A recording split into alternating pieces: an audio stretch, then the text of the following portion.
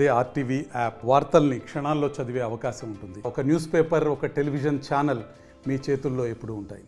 నా పేరు సర్ల నాగమణి. నేను 5 సంవత్సరాల నుంచి ఇక్కడ విశ్వాసంగా ఉంటున్నాను. అయితే నేను అప్పులు చేసి సార్, కూలి నాలి చేసి, నా మొగుడు ఆటో తోలుతాడు సార్. అసలు నేను అప్పులు చేసి 5 లక్షల అప్పులు ఉన్నాయి సార్. అప్పులు చేసి ఇల్లు కట్టేసే వీళ్ళు ఏం చేశారు సార్ అధికారులు? ఇట్లే తిరుగుతున్నారు సార్, ఇట్లే తిరుగుతున్నారు, చూస్తూనే తిరుగుతున్నారు. అప్పుడన్నా ఆఫ్ చేయమంటే ఆఫ్ చేసే వాళ్ళం కాదు సార్. 5 సంవత్సరాలు బట్టి ఏం చేస్తున్నారు సార్ వీళ్ళు అధికారులు? గుడిసెలలో 2 సంవత్సరాలు గుడిసెలు కట్టుకొని ఉన్నా, అప్పుడైనా చెప్పాలి కదా సార్. ఇదే అన్యాయం సార్. అసలు ఎంత అన్యాయం చేశారంటే నన్ను దిక్కు దివాణం లేకుండా చేశారు. ఒక్కడు కూడా కాదు సార్. అసలు ఇంట్లో ఏ వస్తువు కూడా కొలి పూజ చేశారు సార్. అసలు పూల పెట్టారు సార్. అసలు నా పిల్లల్ని దోచేశారు సార్. నా పిల్లల్ని దోచేశారు, నన్ను దోచేశారు. నా మగవాళ్ళు నైట్ 1 గంటకు వచ్చారు సార్. అసలు నైట్ 1 గంటకు రావడానికి వాళ్ళు దొంగలు దొరలేదు సార్. అసలు ఏదో ఏదో ఏదో దొంగతనానికి వచ్చి మళ్ళీ కూల్ చేయడం ఏంటి సార్? ఇది అన్యాయమా? అక్రమంగా వచ్చి కూల్ చేశారు. ఈ లక్ష్మీదేవిపల్లి అనే ప్రాంతంలో మేము గత 5 సంవత్సరాల నుంచి జీవిస్తున్నాం సార్.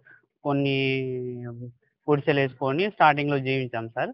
ఆ తర్వాత ఇల్లులు కట్టుకున్నాం. ఇది ఏంటంటే ఇది గవర్నమెంట్ అనాజకుంజ స్థలం అనేసి ఉంటే దీంట్లో 2 ఎకరాల 20 సెంట్లు ఉందనేసి మాకు ఎంఆర్ఓ గారు సార్ని అడిగితే ఉంది.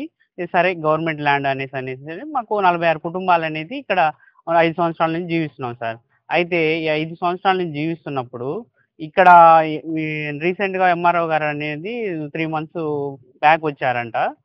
ఆయన ఏంటంటే మరి వాళ్ళు ఏం కుమ్మక్కయ్యారో ఏంటో తెలియదు. గత నైట్ వచ్చేసి అంటే ఒక ల్యాండ్లో అది వేరే ప్రైవేట్ స్థలము అనేసి క్రియేట్ చేసేసి ఏ నోటీస్ అని గవర్నమెంట్లో అయ్యే ఉంటే వాళ్ళు ఏదైనా నోటీస్ ఇచ్చేసి పలానా స్థలము మీరు గవర్నమెంట్లో ఉన్నారు అనేది మనకు నోటీస్ అనేది పంపుతారు సార్.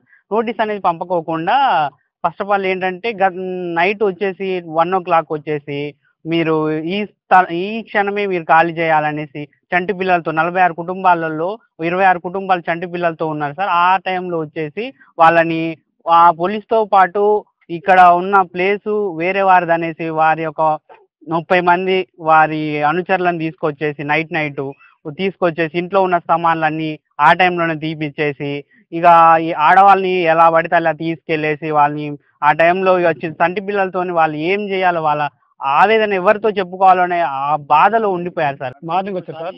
మార్నింగ్ వచ్చారు, నైట్ ఇక్కడ రాలేదు. అయితే మార్నింగ్ వచ్చిన సంగతి చెప్తున్నా.